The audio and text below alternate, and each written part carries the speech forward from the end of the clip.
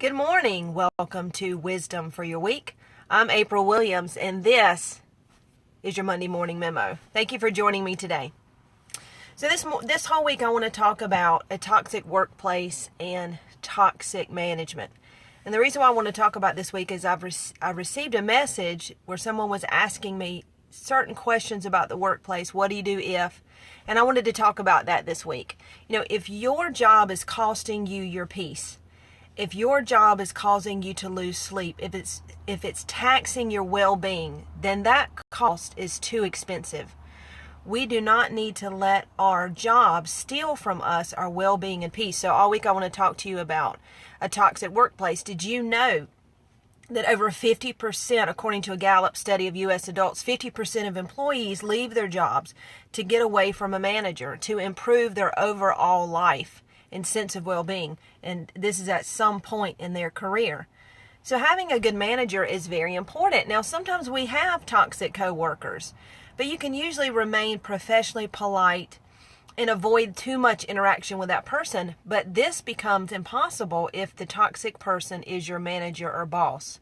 So this week we're going to be talking about toxicity in our lives, but first, let's establish some framework. I'm not talking about people who get tired of a job and just go from job to job claiming each job is toxic.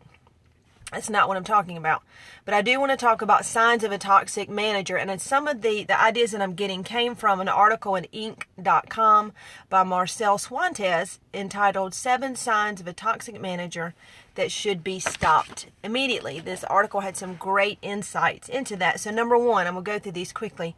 I don't usually cover 7 in one broadcast, but tomorrow I want to talk more, not just identifying, but how to deal with it. So today is identifying. You can't change anything unless you acknowledge it and identify it. So number 1, signs of a toxic manager. People are treated as objects and not human beings. Employees are a company's greatest asset. We should treat our employees well because employees will project that to others. If I want my staff to have good customer service, I need to project being polite, being respectful, so that they can also feel the confidence to project that to others and be satisfied with their job. So number 1, people are treated as objects and not human beings. Number 2, unprofessional behavior. The boss does not have the discipline to treat others with dignity and respect. This could include extremes like sexual harassment or cursing. So there's a lack of there is an abundance of unprofessional behavior and just a lack of discipline to treat others with dignity and respect. Number 3, passive aggressiveness. The boss can be territorial and not receive negative feedback very well because they just don't see themselves as the problem. And so if you do address an issue, or if you do begin to look for another job, there may be passive aggressive retaliation against you for doing that. So watch for passive aggressiveness. Number 4, a focus on the negative.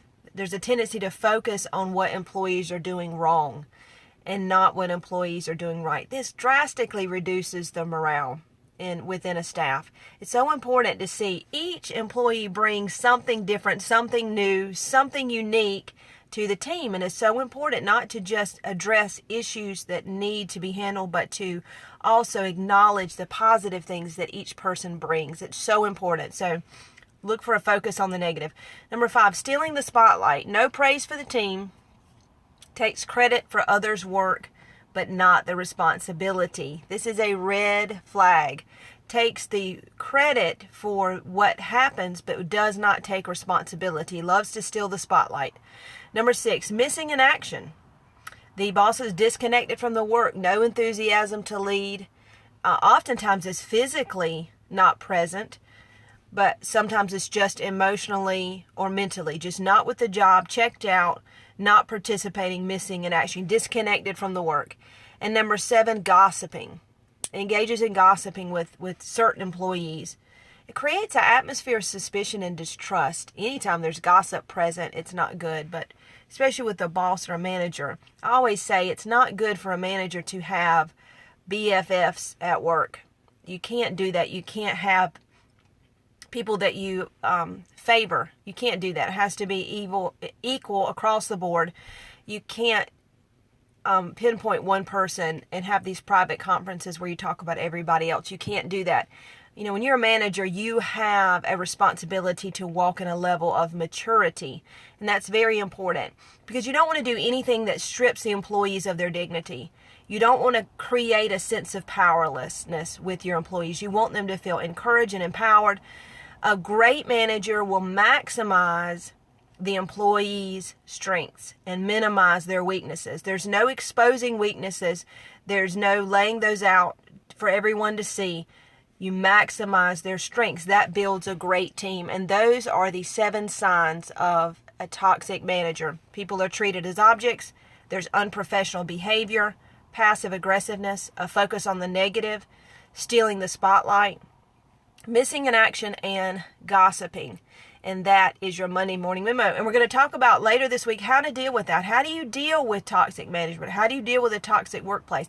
This is so important because many times you're dealing in a certain situation, and unless somebody points it out to you, unless someone says, hey, this is not healthy for you, then you're actually just on autopilot and you're just going to the job and you're just doing the work.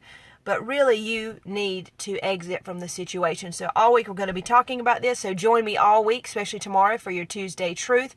Hey, you can email me at wisdomforyourweek@gmail.com, wisdomforyourweek@gmail.com, or you can send me a letter, P.O. Box 1981, Lancaster, South Carolina 29721. I'm on LinkedIn, Instagram, YouTube, and Twitter.